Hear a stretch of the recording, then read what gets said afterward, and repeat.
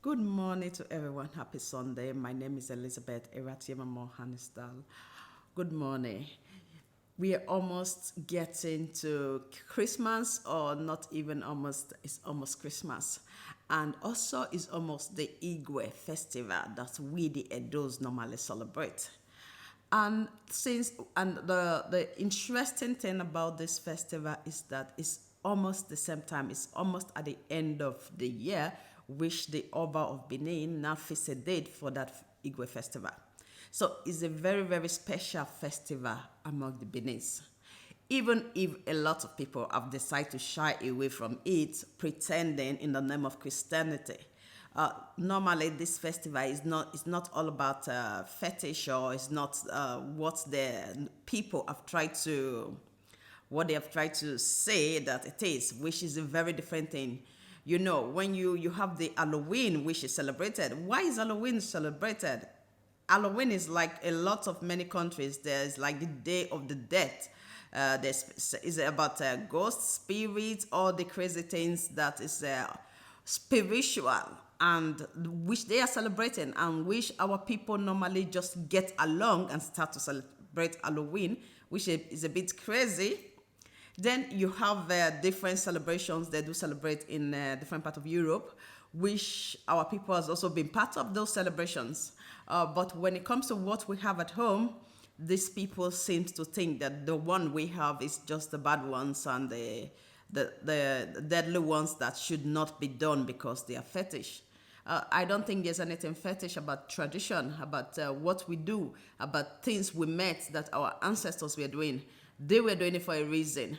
And I don't know about you, but me, whenever I remember when I was growing up and being part of Igue, every time I'm a part of Igue, anytime that Igue is being done, I feel renewed. I feel different. I feel a new beginning. I feel like when you're doing New Year, the celebration of New Year, that's on the 31st, when it's almost on the 1st, a lot of people feel different. They feel like, okay, now they're about to enter the New Year, different plans, different thinking, and different things that they want to do. It's like you breathe out and say, it's a new beginning. For me, Igwe is like that. Every time Igwe is being done, I feel like I'm starting afresh. I've been given the opportunity to start afresh, to do again what the things that I have in mind, to push on. It's different. And the blessings of Igwe is also special. If you know what I'm talking about, the people that have been part of Igwe, that have been doing Igwe for many years, they will relate to what I'm talking about. So things that we do to celebrate, like the Chinese, they also have their New Year that they do celebrate, which they don't actually celebrate it on that New Year day. A lot of countries have what they celebrate, like the Christmas celebration. If you have to say, for example, in Europe, there are some people that have their traditions at home, that they bring out a lot of image, Christmas related image, different things. They line it up. So even win an award for it, because the way they decorate their living room with Father Christmas, with different kind of teddy bear that is related to that Christmas celebration. So they used to have a lot of traditions that they believe they do, or they met with their parents that they have to bring out during that Christmas celebration to their living room, and so all that, which they never call fetish, which they have to light candles, do a lot of things. So you also what happened when the Queen of England died, and all the rituals that took place. But they didn't call it fetish. If we have to do that at home, a lot of people say, oh my God, they want to kill animal, they're carrying the lion, or they're carrying this goat, blah, blah, blah. So let's stop all this rubbish. You cannot destroy what you have and appreciate what others have, because you are not part of them, and you will never be part of them.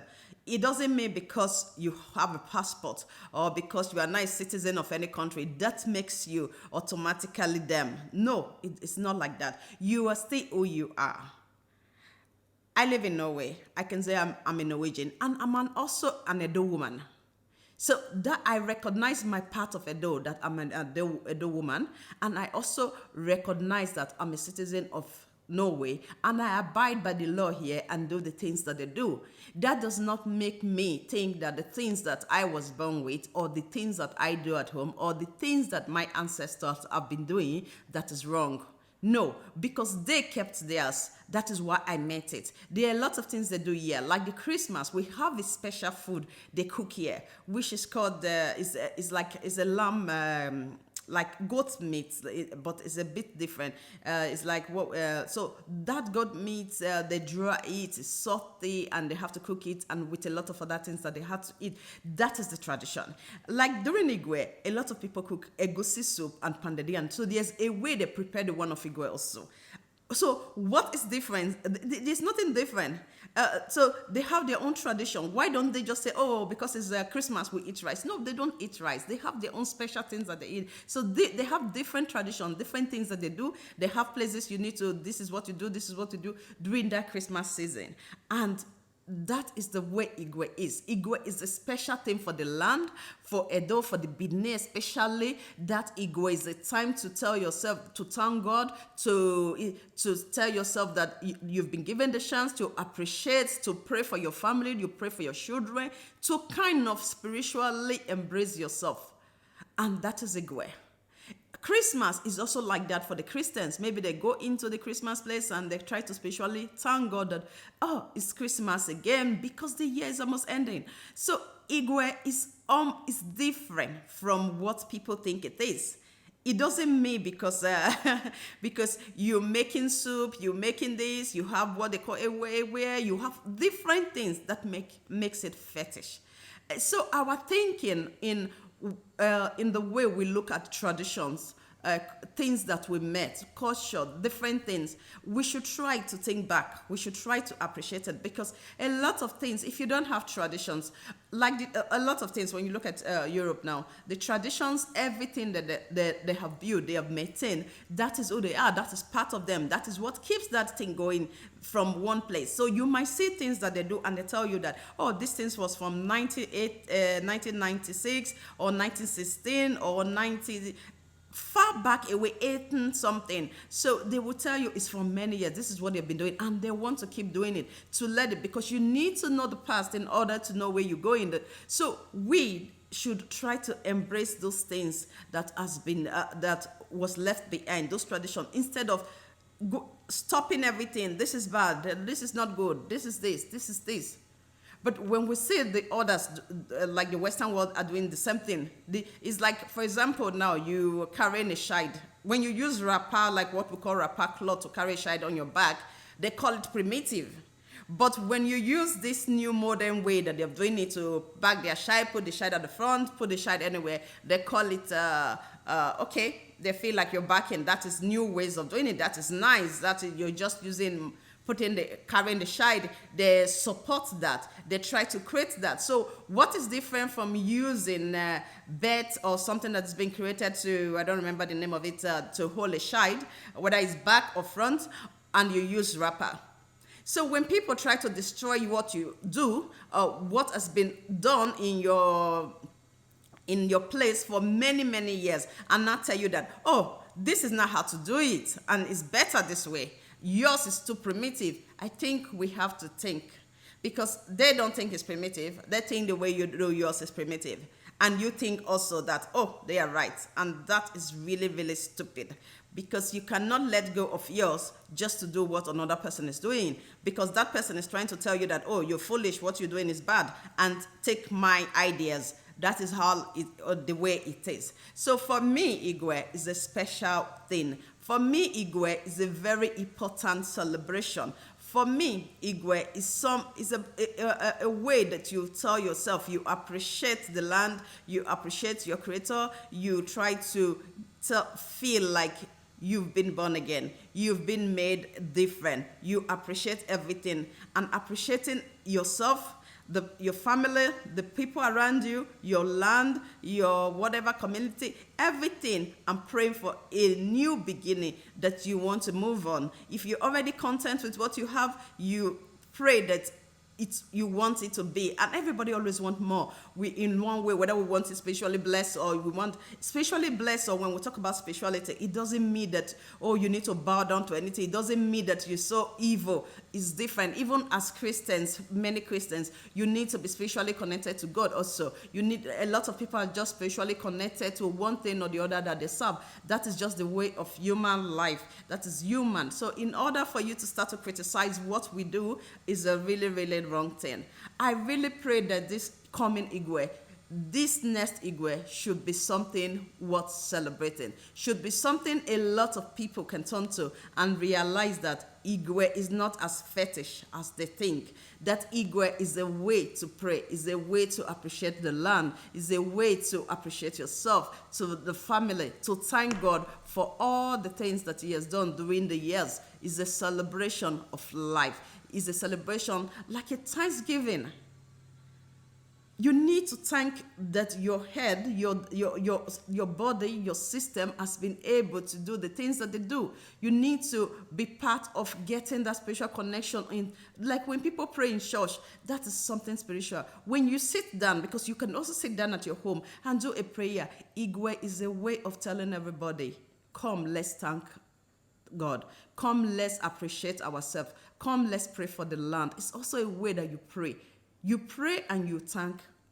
You do thanking to any creation that you think you're serving. You thank the world, the land, everything is connected in one way or the other. Our land, Edo State, Benin is a special land, and Igue must be part of our celebration if we have to keep our traditions.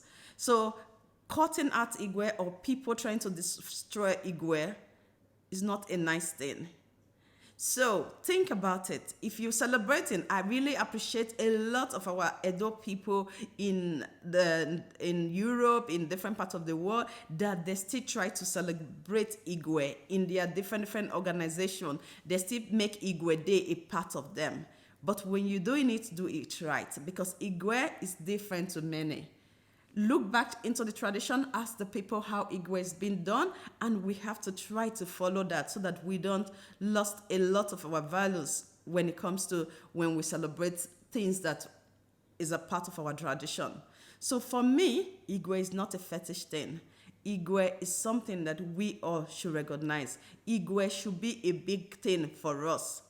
Igue should be something that we should embrace, even invite other people to be part of it. Like Visit Edo, we are trying to promote tourism in Edo State. These festive things that we do, our tradition, are part of the tourism that we have to sell out. They are things that makes visitors want to come.